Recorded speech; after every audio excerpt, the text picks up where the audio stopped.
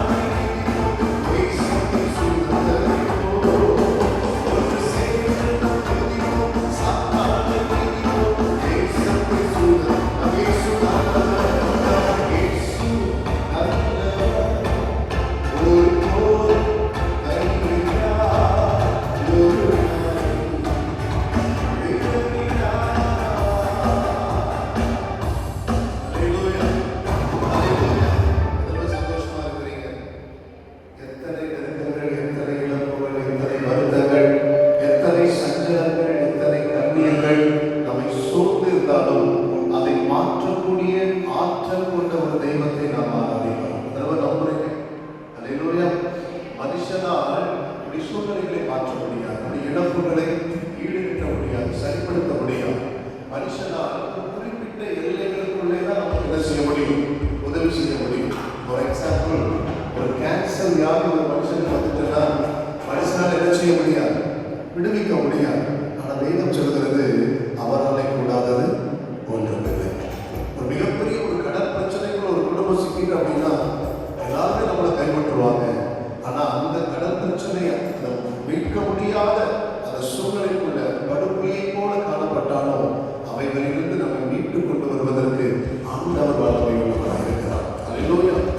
மங்கி எரிகிற கிரியை அவர் அணைத்து போடுகிறவர் அல்ல, நெறிந்த நாளை முறித்து போடுகிறவர் அல்ல.